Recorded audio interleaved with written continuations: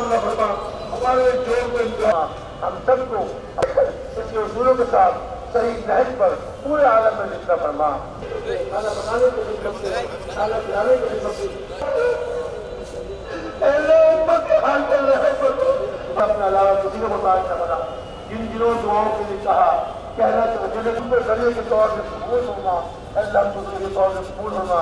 अल्लाह जितने इखलास की दावत से मालूमात हम सबको इसके उसूलों के साथ सही नहज पर पूरे आलम में जिंदा फरमा। दावत वाली जुबान को पूरे आलम में जिंदा फरमा। और जितनी जमातें आपके रास्ते निकल रही हैं, निकल चुकी हैं, और जिससे मांगे अल्लाह से मांगते हैं, रहम का मामला फरमा, मामला फरमा, हमारे जोर को इंतहाई कबूल फरमा। आपके हकीम और गले में आपने समझ में होता है। ওই ব্যক্তির কথা হইতে উত্তম কথা আর কার হইতে পারে যে মানুষকে আল্লাহর দিকে ডাকে এবং নিজে নেকামল করে এবং বলে যে সাধারণ একজন মুসলমান। এটা ভাই আমাদের নবীওয়ালা কাজ। এই নবী জিম্মেদারি দিয়ে গেছে আমাদেরকে।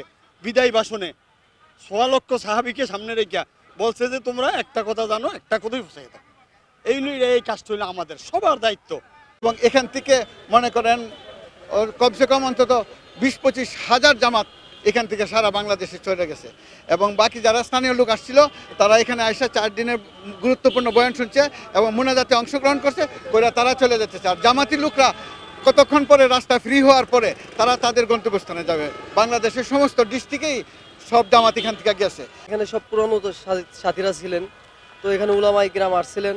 তো আমাদের এখানে 3 লক্ষ থেকে 3.5 লক্ষ লোক উলামায়ে কিরাম সহ বিদেশি, পাকিস্তানি, এরকমভাবে অন্যান্য দেশেরও সাথীরা আসছিলেন।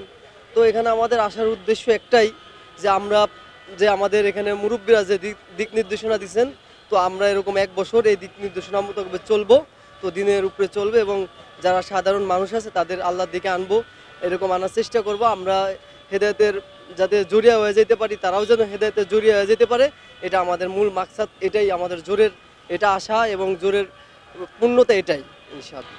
পুরনো সাথীদেরকে আহ্বান করা হয়েছে, একত্রিত হয়েছে। এরা নগদ খরচ বাইর হবে, অর্থাৎ আল্লাহ রাস্তায় এবার বাইর হবে। আর যারা বাইর হচ্ছে না বা তারা ফিরে এসে শিখে এসে নিজ মহল্লায় মেহনত করবে, নিজ মহল্লায়, অন্য কোথাও না। কোথায়? নিজের পরিবারে, মহল্লায়, এরিয়ায়, এলাকায়, শহরে এইভাবে মেহনত করবে। কিভাবে মানুষ নামাজি হয়ে যায়, ঈমানওয়ালা হয়ে যায়। এই ভিতরে আসে তাদের কাছে আমরা বারবার যে তারা নামাজি হয়ে যায়, প্লাস তারা দিনদারি হয়ে যায় আর কি, পরিবেশটা সুন্দর হয়ে যায়। এই কাজটাই আর কি এমন প্রত্যেকে যে নাম লিখবে এবং দিনের রাস্তায় বেরোবে, তারাও কাজ করবে। 5 কাজ মসজিদে, যে মসজিদে কাজ নাই সেখানে তৈরি করা 5 কাজের জন্য যে নাম লিখে সাথীদেরকে যে মহল্লায় কাজ হয় এরকম। সেখানে যদি ইমাম সাহেব থাকে, ইমাম সাহেব যদি এই কাজের উপরে না আগ্রহ থাকে, তাকেও এরকম এই কাজের উপরে তৈরি করা।